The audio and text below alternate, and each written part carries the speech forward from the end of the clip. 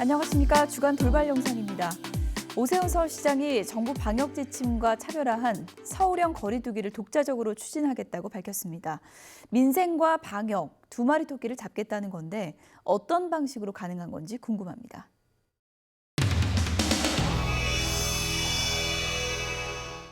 앞으로 서울시의 거리두기 방안이 중앙정부랑 따로 가겠다는 건지 여쭙고 싶습니다. 그동안에는 이게 단기적으로 끝날 걸 예상을 했기 때문에 그냥 불편을 감수하자 하는 취지의 말하자면 국민 불편을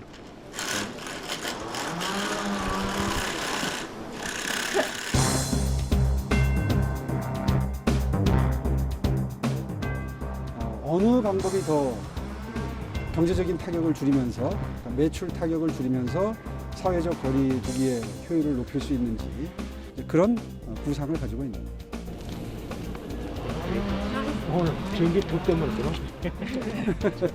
고맙습니다.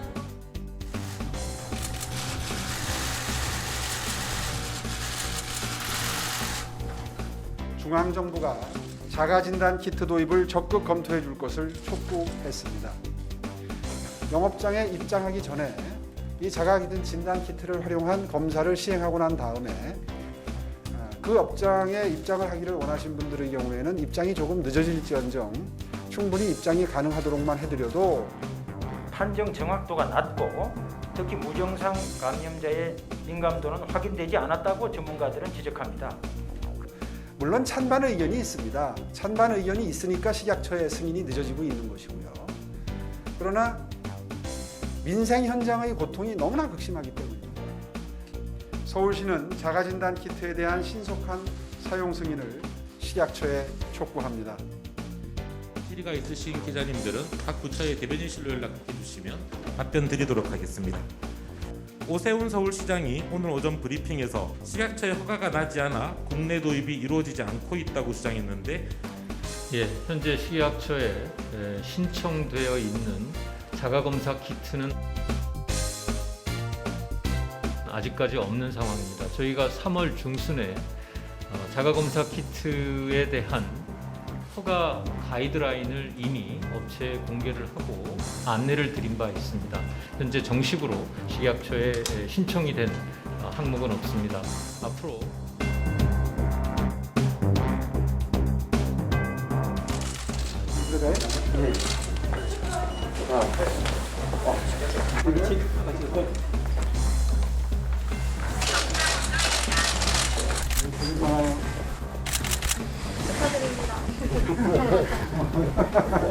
이제 진료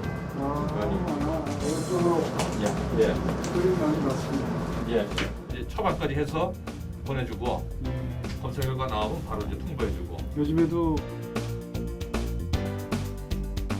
검사가 나오는데 한 4일 정도 걸리나요? 아니요. 요즘은 다음날 아침은 나옵니다. 하루에 나옵니까? 예. 바로 아침에 일찍 하면 저녁에 나오고요. 저녁 때도 나오고. 예. 다들 이렇게 고생을 하시니까 이렇게 버티고 있는 거예요. 고맙습니다. 예. 빨리 가드리는 게 좋아요.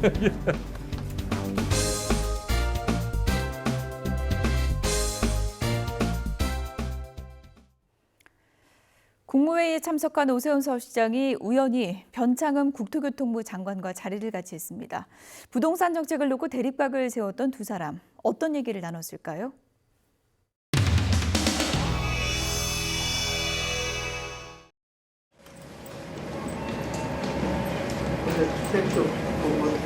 네, 어쨌든. 정리되시면 한번 뵙겠습니다. 네.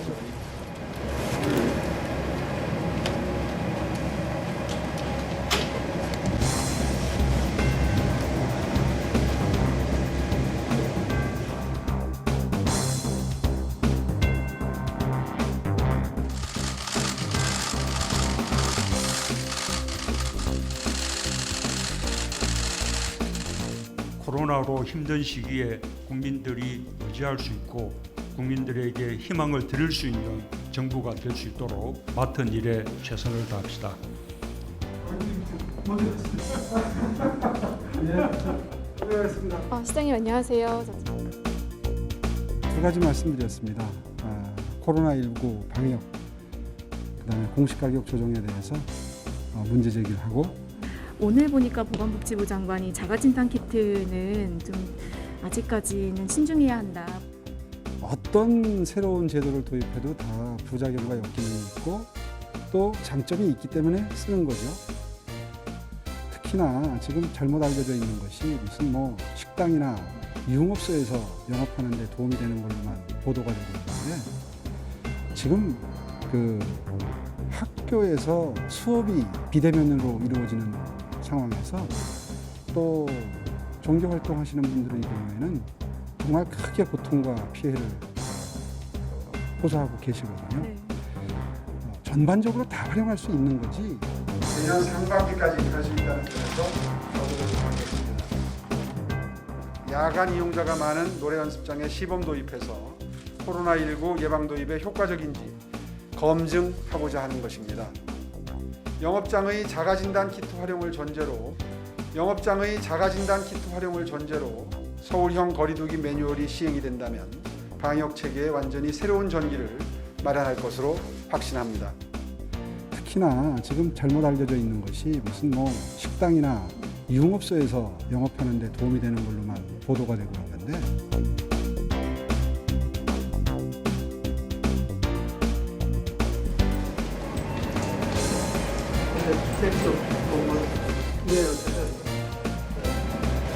정의되시는 네.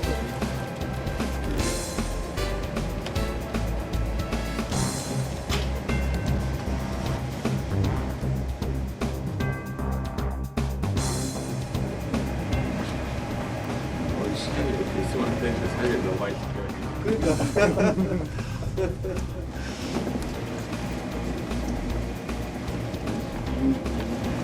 옛날 하실 때도 분명히 그게 들어오셨죠? 그때는 이번에 들어와서 지정받은 그때는 공무회 참석률이 한 70% 되더라고요. 시간이? 아니 옛날 하실 때. 아 그래요? 계속 오는 게 아니고 박원순 시장님은 16%밖에 안 되고, 10m밖에 안 돼요? 박원순 시장님은 다 참석하신 거 아니에요? 본인 하고 싶은 얘기 있을 때만 참석하고. 저는 범생이라 맨날 와서 의견도 없는데 맨날 앉아있거든요.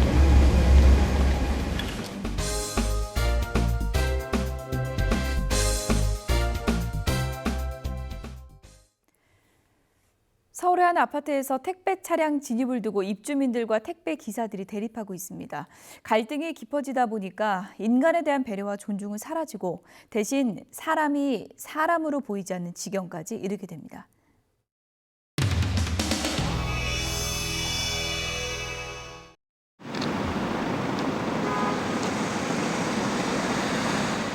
요청 있으시면 말씀해 주시면 지금 가족을 옮길 수 있을 것 같습니다. 네, 없으신 것 같고.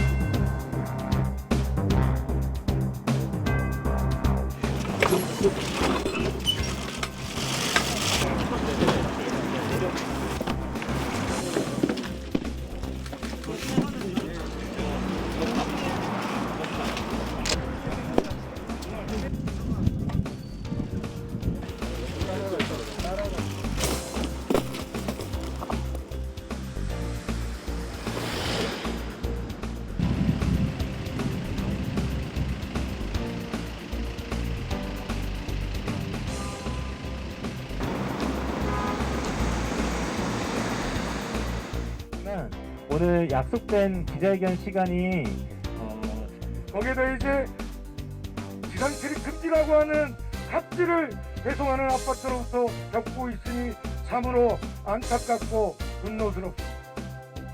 택배기사들에게 배송하고 싶으면 저탑으로 바꿔!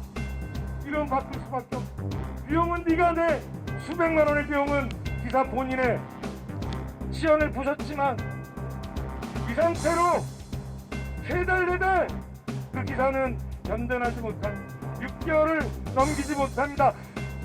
이곳저곳 경로를 통해서 입수하고 있는데 입주민들이 택배를 시킬 때 그곳 택배사를 지정할 수 있으면 지정해달라. 그렇게 되면 동참하는 택배기사들이 심각한 경제적 곤란함에 처해질 것이고 그렇게 되면 스스로 무너지지 않겠냐 이런 얘기들이 나온다고 합니다.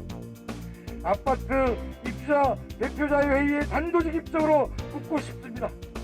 아파트 입주민들에게 편리하게 택배 서비스를 이용하고 아파트 단지를 더 안전한 곳으로 만드는데 왜 그 모든 것들을 택배 노동자가 짊어져야 합니까?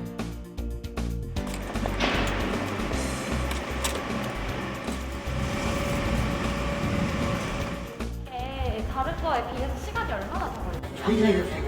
1시간? 너무 다시 말하면 안 돼. 이게 왜냐면 1년 동안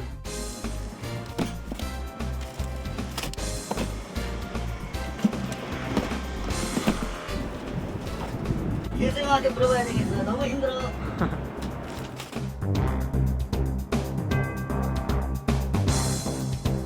다 지하로 들어가게끔 해놨는데요. 그러니까 이 아파트가 새로운 모델을 상생의 모범을 보여주시면 이렇게 대안이 있는데 이렇게 대안이 있는데 왜 대화도 안 하시고 갑질과 행포만 하시려고 하는 것인지 답답합니다.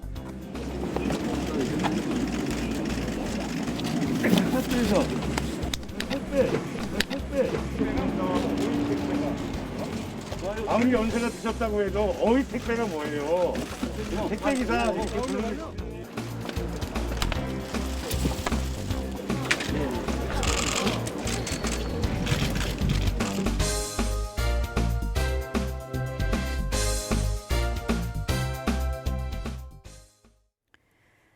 여당이 재보궐선거 참패 후폭풍에서 벗어나질 못하고 있습니다. 당권 경쟁을 앞두고 아직도 민심과 당심의 괴리를 두고 논란을 벌이고 있는데요. 영상 연이어 보시죠.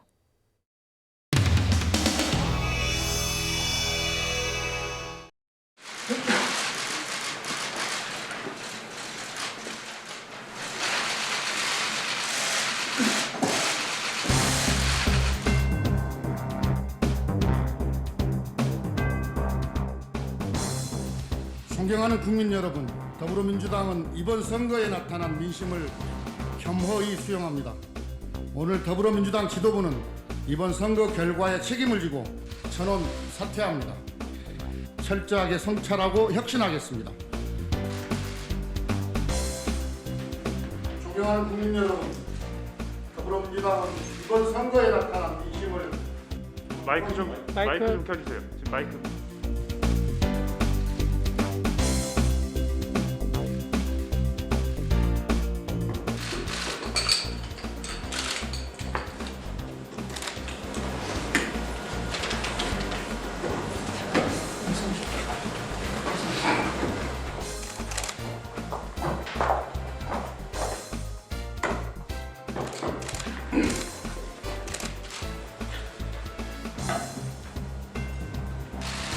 존경하는 국민 여러분, 저희들은 이번 보궐선거에서 진심 없는 사과, 주어 목적어 없는 사과, 행동 없는 사과를 일관한 점 깊이 반성합니다. 이게 구체적으로 어떤 사례에 대한 사과인 건지 간단하게 답변드리면 박원순 전 시장 답변드립니다. 그것에 대해서 우리가 공감을 한 적이 있었던가, 분노의 크기가 왜 이렇게 큰지 그것에 관한 고민이나 성찰을 한 적이 있었던가.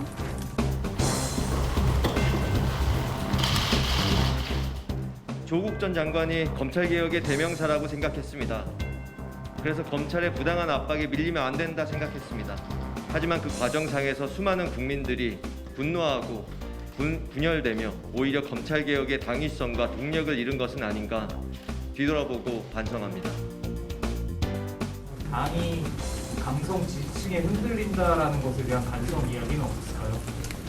예, 그런 얘기도 충분히 있었습니다. 강성 지지층을 의식해서 제대로 된 소신 있고 용기 있는 목소리를 우리 초선 의원들이 충분히 개진하지 못한 점 반성하고 있습니다. 비장문에는 그 내용이 없는데 그건 합의가 안 돼요. 네, 그거는 아시다시피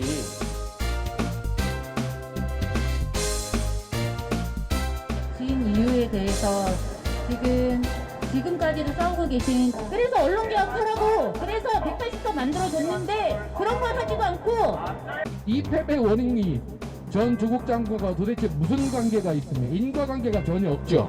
네. 저희들이 보는 선거 패배의 원인은 너무나 간단합니다.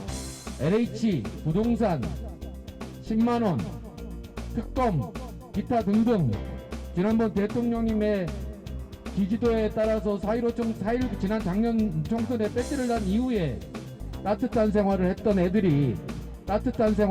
애들이 느닷없이 저는 이 50여 명의 집단행동에 배후가 있다고 보는 분명히 배후가 있다고 봅니다. 왜냐하면 지금까지 그렇게 결기 있는 행동을 할 짬밥도 안 되는 아이들이었거든요. 범인이 분명히 있을 겁니다.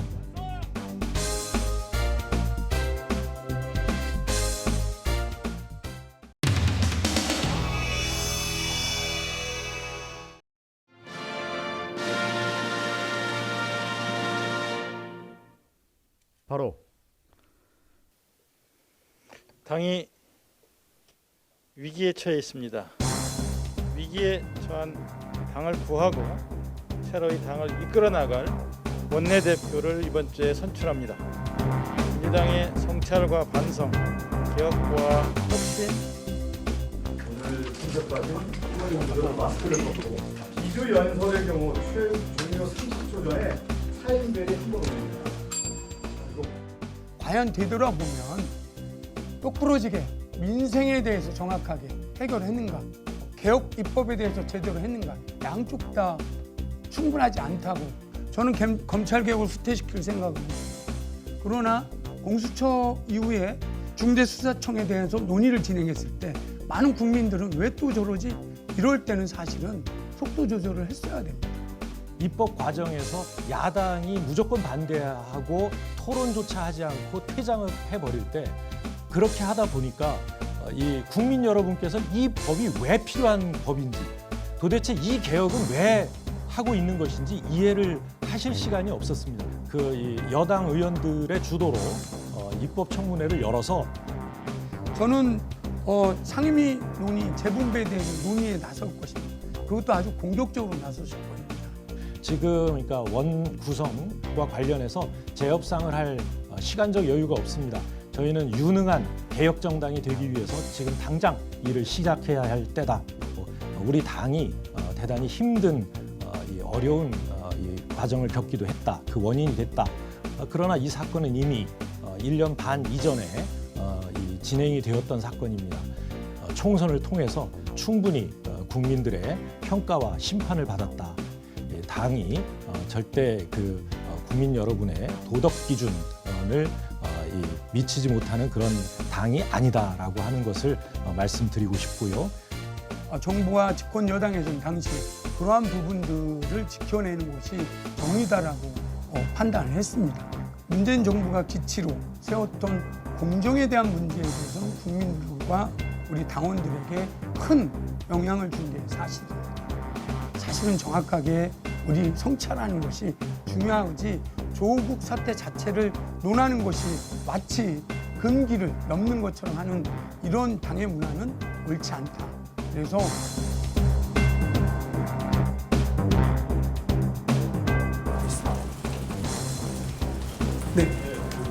원내대표 분석 과정에서도 신문과 비문은 상업개인 양성을 할 것이다 이런 관측이 있는데 이런 견해를 좀 어떻게 바라보고 계시고 먼저 친문, 비문 나누는 프레임 자체가 부패정치고 혁신의 대상이라고 봅니다. 거꾸로 저는 친문입니다. 야당 때 원내 수석으로 탄핵을 함께 이끌어냈고 그리고 문재인 정부 수립하는데 나름 역할을 했다고 생각을 합니다.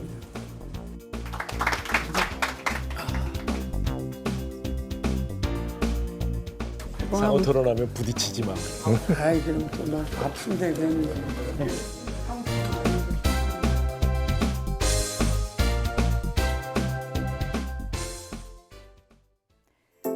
주간 돌발 영상 마치겠습니다. 시청해주신 여러분 고맙습니다.